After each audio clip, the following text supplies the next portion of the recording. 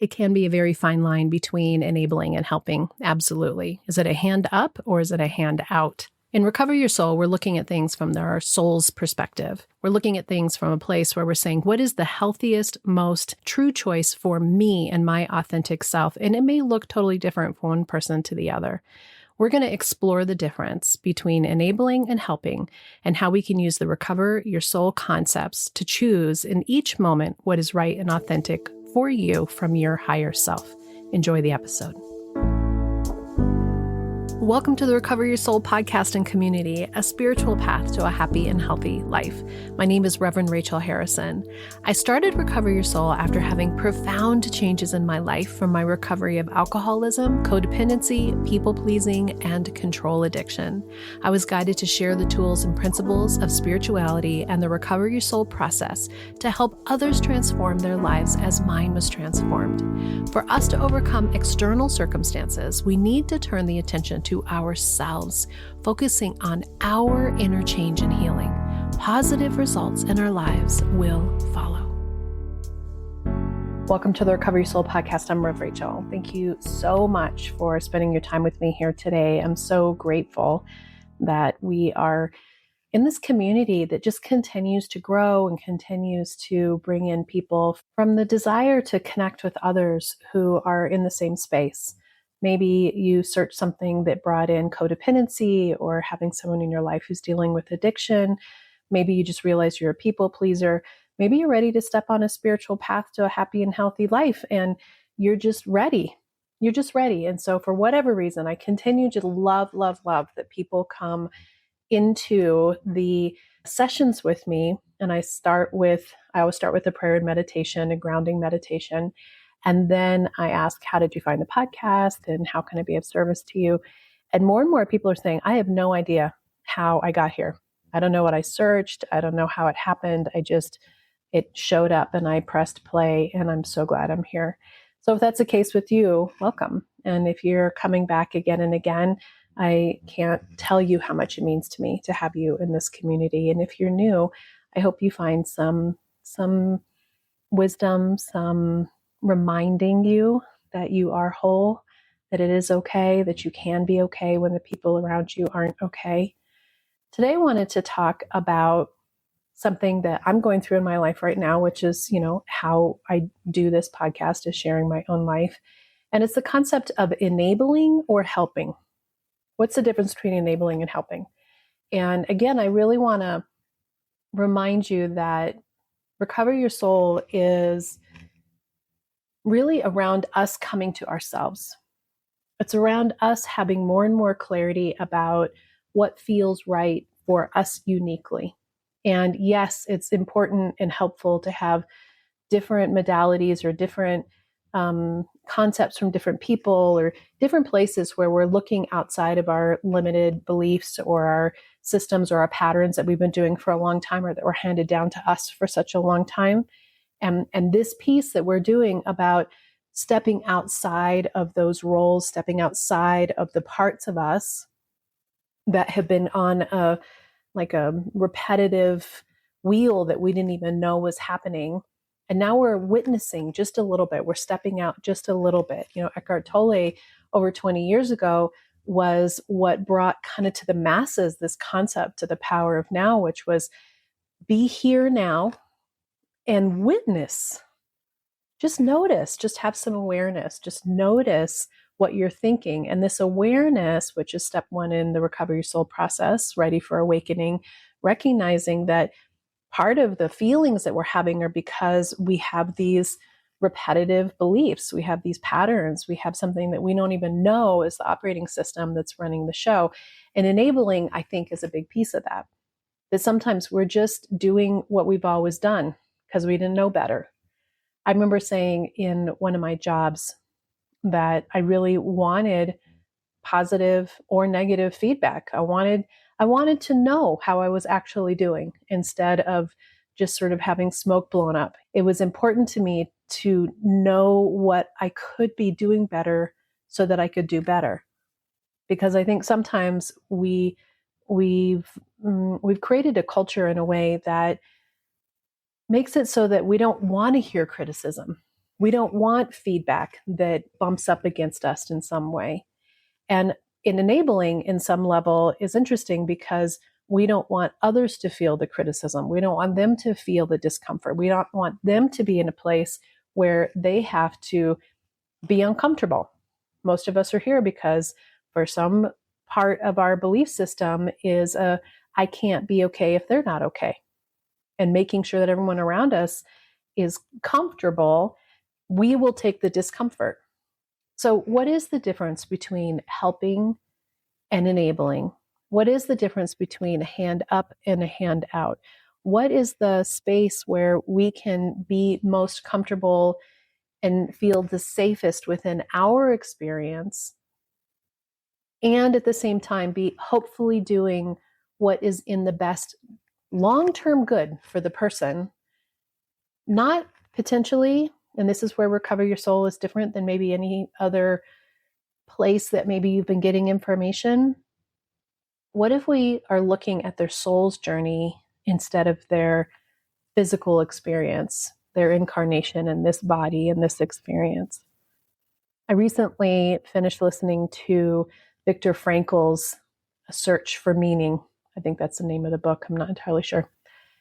And we are in the process, Rev Crystal and I are in the process of gathering up the 2026 in-person, once a month spiritual community that we've been leading for the last couple of years. And we're expanding what we call the Sacred Circle, which has been this beautiful morning circle of about 20 people where she and I do a teaching, and then we do guided meditations and pull oracle cards. Super spiritual, super woo, really incredible. So if you're in the Denver metro area, I really recommend it. And it's been this incredible experience. And so we've loved it so much, we wanted to expand it and have an afternoon event that was around spiritual study together, where we're not the teachers as much as we're all in collaboration with each other. And so we want to do spiritual books as a way to grow ourselves and a catalyst for conversation. And in that, we have been reading all the books that we want to share next year with everyone. And we were thinking about doing Viktor Frankl's book. And I'd never listened to it before, but I know that he has some really powerful quotes from being in the concentration camps. He was a psychiatrist by trade, and he was in the concentration camps and survived 6 years of profound abuse and horrific circumstances, like everyone did that was in that situation. And I decided that it was an important book to read, but it didn't feel right for the purpose in which we wanted to do the spiritual book study. But one of the things that I found so incredible about reading that book is that the second half of the book, he talks about a theory, a psychological theory that he had been working on prior to the war, which is called logos theory. And it is a concept of, you have Freud and you have Jung and you have the other people at that time. And it was really an idea that we need meaning in our life, and that also we grow through struggle. So this was a while ago in a psychological sense, and now we're talking about in a spiritual sense. So if we take it to a soul sense and we start to actually look at what if growth and awakening and our potential to be our fullest and most incredible selves can come from struggle, including the situations that were so horrific and terrible during the Holocaust. And the way that he talks about it was so incredibly powerful, incredibly powerful. And I'm so glad that I read the book. And it really made me think so much about how we in the Recover Your Soul community, how much we're trying to save the people around us from their own discomfort.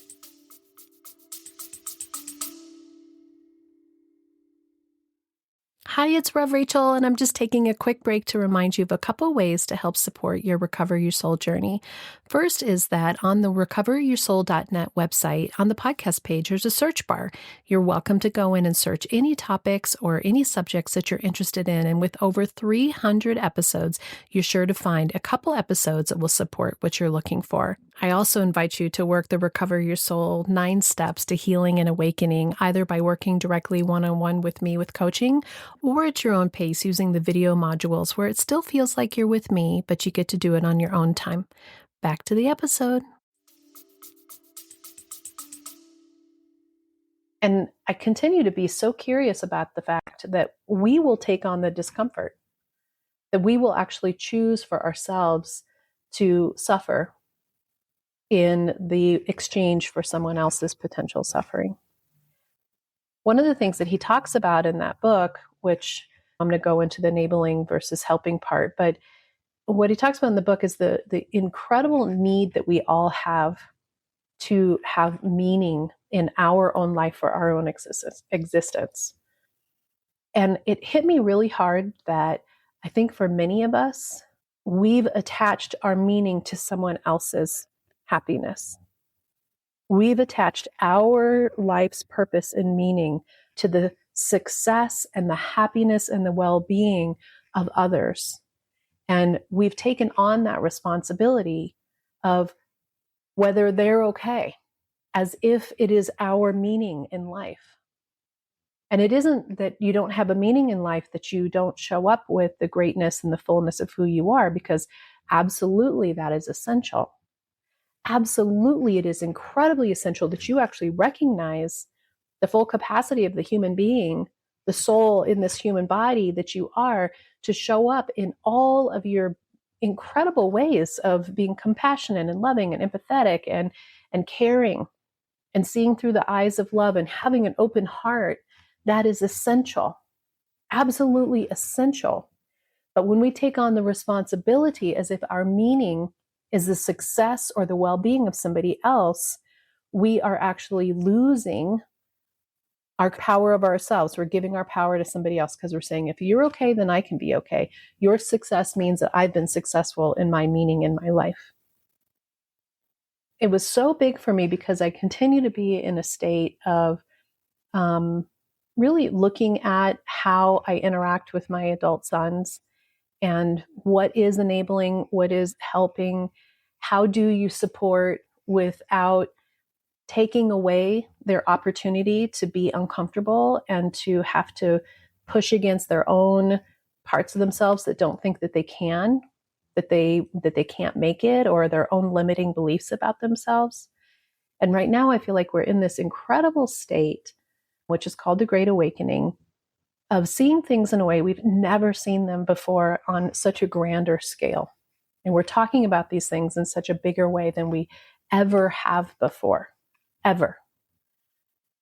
So you know my stories with Alex and Bodhi. Alex is 29 and Bodhi is 26. I keep saying he's 27, but I don't think he turns 27 until next year, I think. What year are we at? Yeah, he's 26. And their struggles with their own addiction issues. And how enabling I was for years and years and years and years. I mean, the suffering that we experienced as a family in like 15 years together, that was around Rich and I's alcoholism and our addiction and our inability to parent together, to be on the same page in any way, how much I hated the way that Rich handled the kids. I did not agree with the values in which he was raising the kids. And so I enabled, and it was this whole enmeshed, really complicated situation with all of us. In the midst of joy, in the midst of love, in the midst of good times. I mean, I talk about this in the memoir that's coming next year. You look at our photo albums, there was lots of beautiful, wonderful, heartfelt moments. I mean, it wasn't horrendous and chaotic all the time, but underneath was this undercurrent of dysfunction and dissatisfaction. And I think that's just so normal now that I have had more space to look at it. And part of it was normal because we were dealing with addiction. Rich and I were dealing with our own addiction, and the kids were dealing with their own addictions and way to handle and soothe themselves. In long before they started using drugs and alcohol, they had other ways of dealing with it that had addictive patterns to it. Some of that's genetic. But I was an enabler because I wanted to do whatever it took for them to not be uncomfortable. So in a way, I participated in the system and the belief systems that they were raised on, that they're now disassembling their belief systems. They now get the opportunity as adults to work on their belief systems. And it was, making sure that they had lunch if they had forgotten their lunch, or making sure they got to school, or missing things that I needed to do or wanted to do because they had made decisions or choices that made it so that I had to save them. And I did. I did do those things. So here we are in this new era. I got sober almost 8 years ago and really stepped into my Al-Anon, really stepped into my AA, stepped in my recovery, began to truly step into a spiritual path, became a metaphysical minister. Spirituality has become my number one focus. And you know what my number one focus was before? Their happiness. That was my purpose.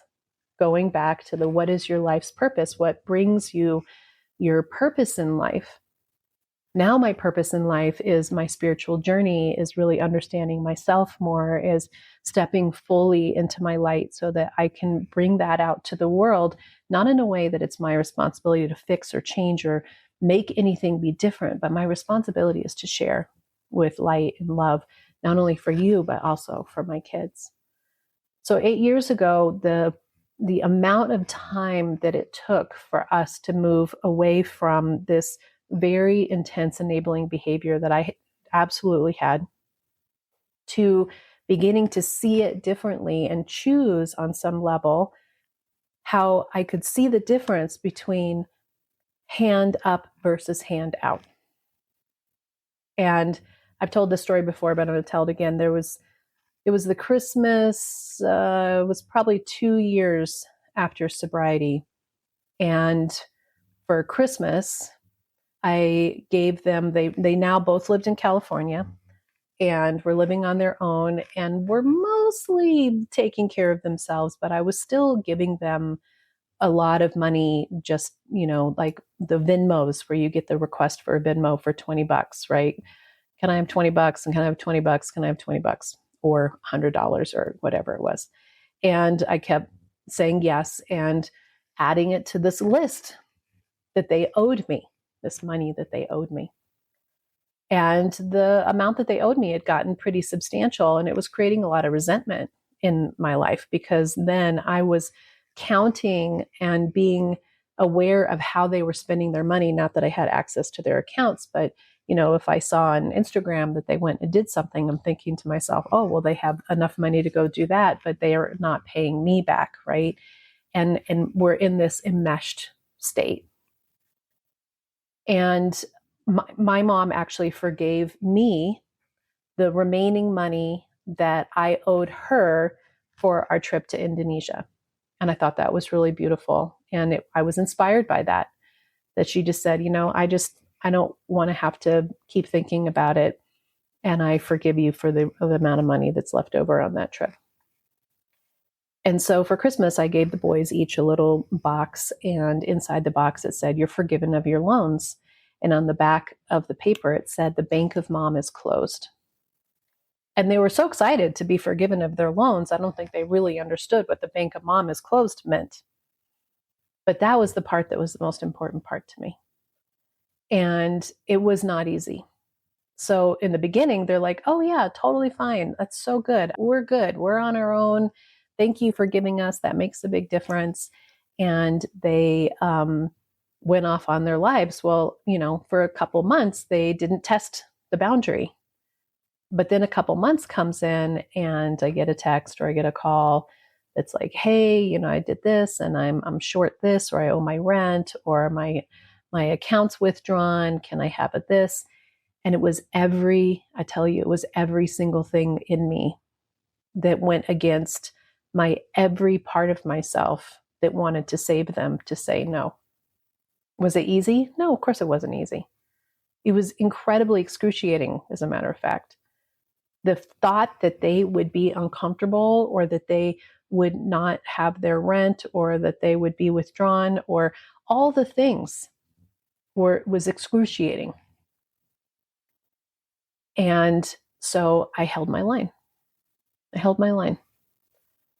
And it didn't mean that, like, for birthdays or, something, that I didn't toss out a little bit of money. Or it also didn't mean that I think we paid for plane tickets for them to come see us. We did those kinds of things. But I was just saying the bank of, call me for $20 is over. And it created a new system in us. And what I loved about what happened is they figured it out. For the most part, they figured it out. And I don't know what they did during those years because I haven't asked the questions, because on some level, I think it's really important for us to not know every detail that's happening in somebody else's life. It's their life to figure out. Do I want someone to come to me and ask me every single detail about my finances and how I'm figuring it out and what I'm deciding? Hell no, I don't want anybody to do that for me. So much of what we want from other people is really their business. And especially when it's our family members, we get all caught up in it. We get all enmeshed in the stories and the parts of it. You know why? Because again, our purpose, we're forgetting what our real purpose is, and we're putting our purpose in somebody else's well-being as being our purpose. And I think this is, I just love how things are clicking more for me. So a couple of years passes and it starts to loosen up a little bit, but it loosens up in a very different way because now they are indeed figuring it out for themselves. And because I held that line, they were being much more successful at making big efforts to be in their own life, being self-supporting through their own contributions, which is a 12-step term from the traditions. Self-supporting through their own contributions, because there wasn't this place where there was a catch. And I'm so grateful for this because it changed the relationship that we have with each other with money.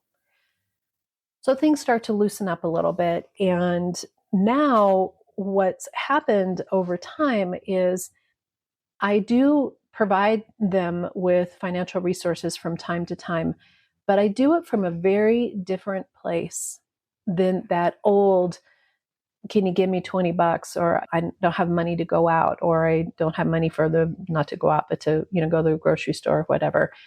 That part is like, that's your responsibility. That's your life, your responsibility. Now, what I tell people, both in coaching and I tell my kids and I tell myself, is I will only help you to the level in which you are helping yourself. So if they are in a place where they are helping themselves, where I see them actively working on themselves, I see them actively making effort to be in their own life, does it mean they do it perfect? No, of course they don't do it perfect. None of us do it perfect. I'm not expecting perfection. And it's not to my standard either. It's not that I have some sort of expectation or standard that they're supposed to be meeting. It's really from a soul perspective, from a soul's journey. Where are they in that? Then there will be more or less help from me. And again, it's not coasting them. I do not pay for them. It's really, it's nuanced. And I think that ultimately the situations that we're in with our family members, whether it's your kids or your sister or your parents or, people that you love a lot, this part of us that in a way it's like we'll go without for them to have. It isn't fair. Another situation I had with the kids that I did around this time or even before that time is I needed a new car.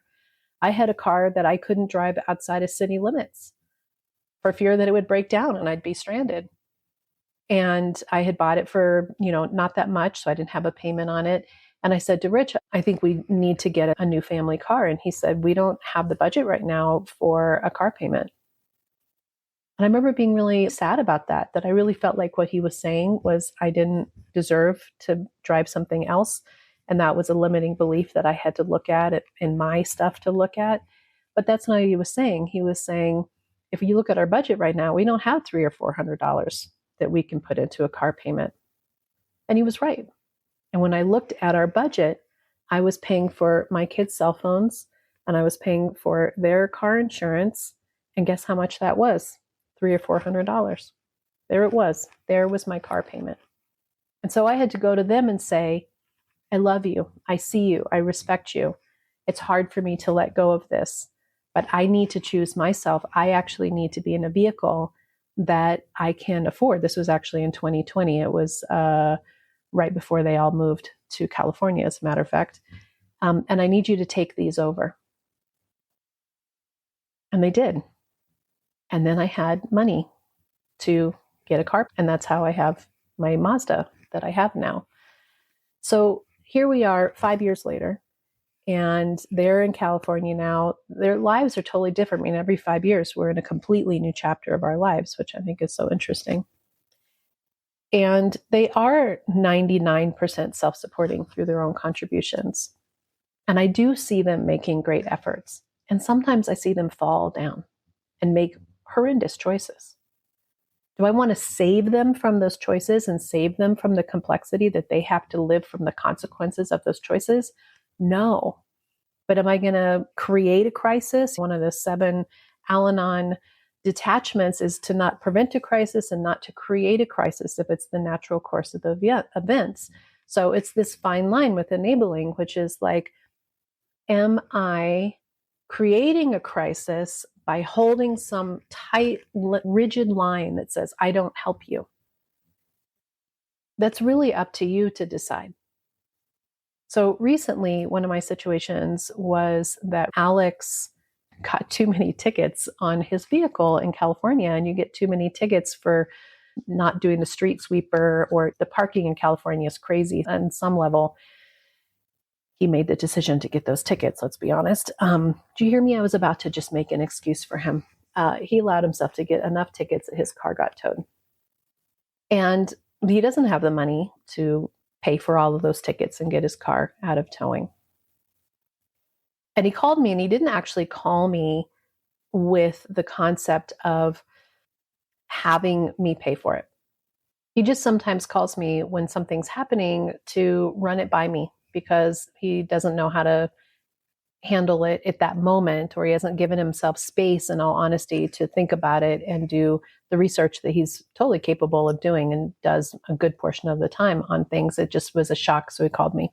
And then when we got off the phone, I thought about it, and I went deep into myself around what I felt comfortable for myself.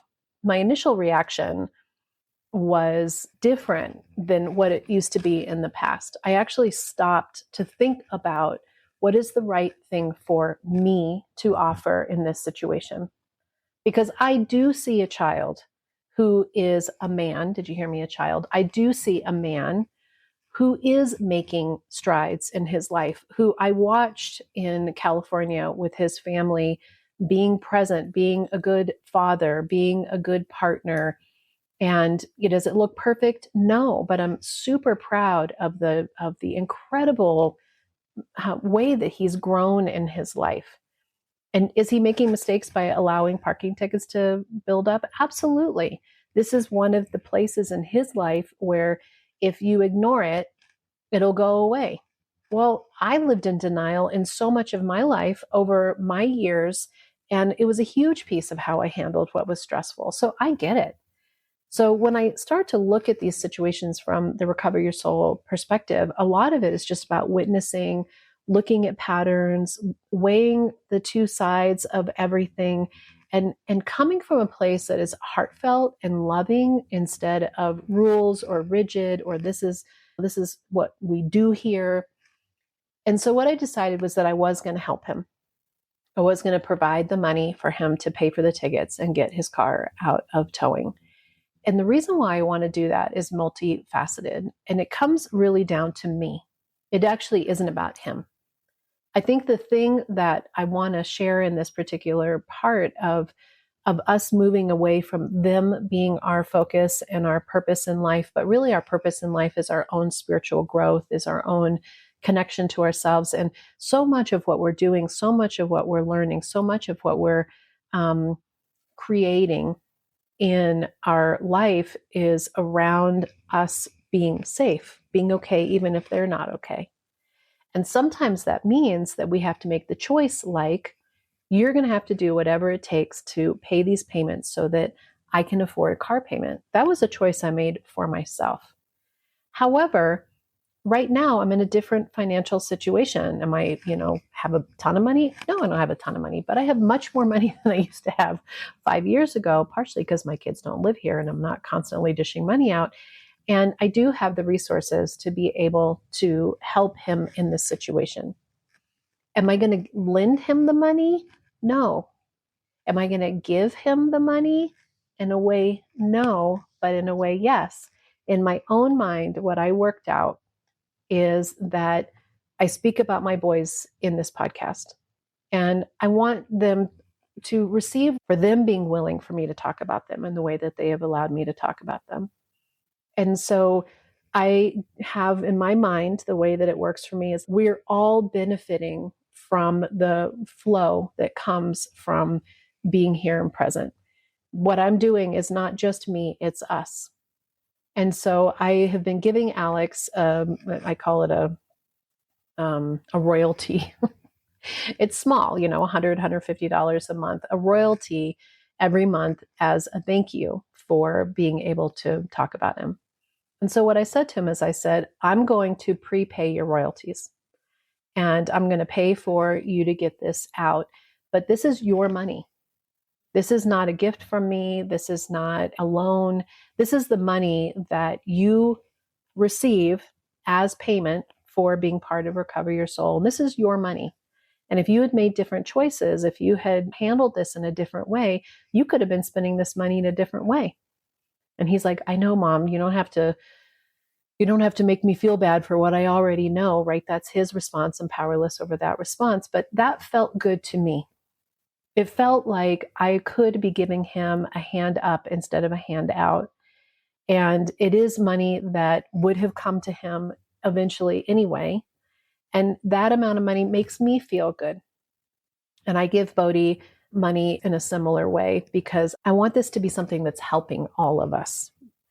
And somebody might look at that and say, I totally think that you're enabling. I totally think that you're doing something that is not healthy. I think that you're just fooling yourself. Okay.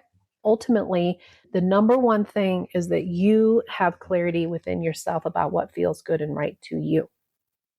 And so as this situation has gone on, what I have to work on, and the part that's going to be the bank of mom is closed work that I'm going to have to do is basically for the next year, this royalty money that I very happily have been giving him as a thank you for being able to talk about him.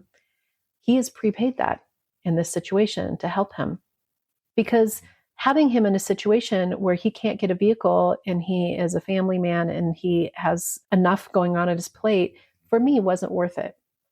So just as a close, what I want to talk about is when I shared with Rich what my plan was, Rich didn't think that I was making a good choice.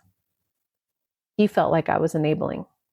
And I sat down with him and I could feel an old energy. And again, what I hope that you're getting out of Recover Your Soul is the only thing that you have power of is yourself and how you see it and how you choose to interact with it. And Rich's belief system and his relationship with his sons is his. And I respect that very, very much. But I was able to have a conversation with him that was totally different than conversations we would have had in the past. Was it edgy? Yes. Was it uncomfortable? Absolutely. Did it work out okay? It did. Because I held my own. And instead of becoming the wounded, don't be in trouble little girl that I used to become, that didn't end up having good conversations or let him talk me out of my feelings or got defensive or reactive or created in my mind that he's not hearing me or he doesn't understand. I just became more and more curious, and I was open, and my being open made him open. And I acknowledged his feelings. And I said, I can totally see how it looks to you on that end. Totally get it. Am I helping him in a circumstance where he should have made different decisions? Absolutely, I am. I totally get that. I'm not denying that part. But for me, this makes sense to me.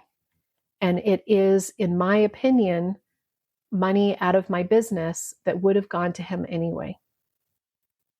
And what's beautiful about the changes that have happened with Rich and I is that I do think that he heard me, because the battlefield was not happening like it would have in the past.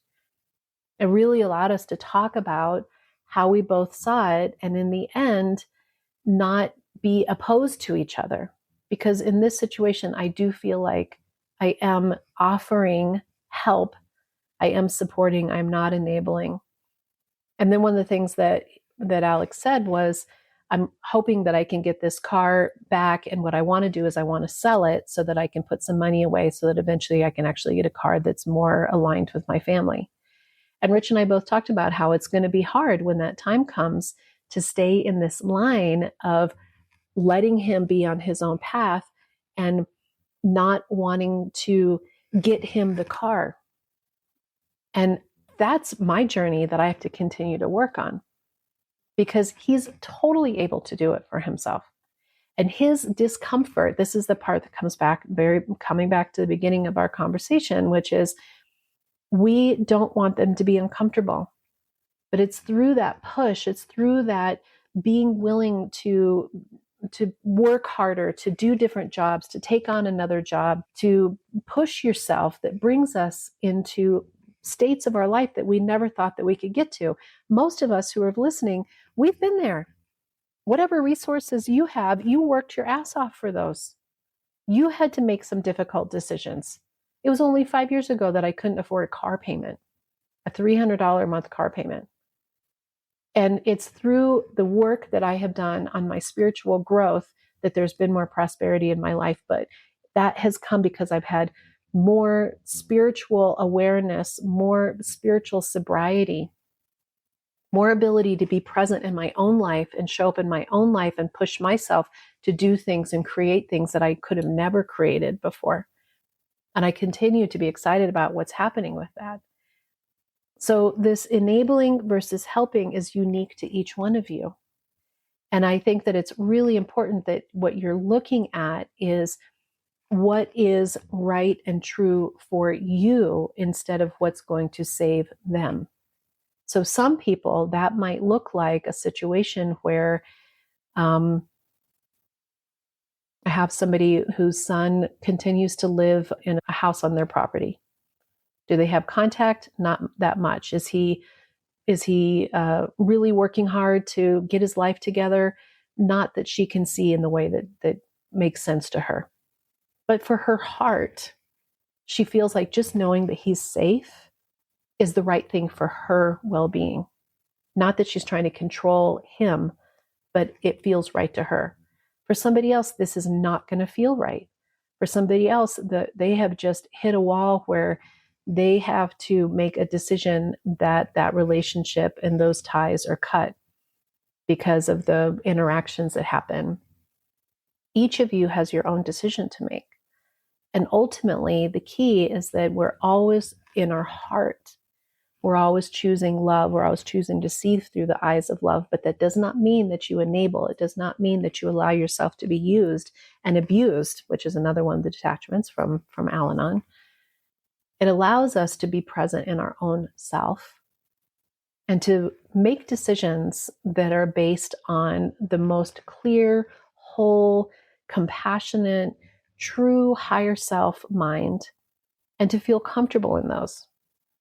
And what I have found as the money situation with my kids is I have to be clear to myself around how it feels to me. And I very rarely do anything that has a caveat to it. You need to do this for me to do this. It has to be given freely. And that is an essential piece to my well-being and my peace and my happiness. So you each have your own circumstances and your own situations. And when you reach into your higher power, when you reach into your higher self, when you let go of all the shoulds and this is what they say and this is how this works, and you make decisions that are based on this foundation of your strength and your knowing. And it means that sometimes you have to be really uncomfortable holding a boundary, and you have to be willing to let them be uncomfortable. We can get past anything.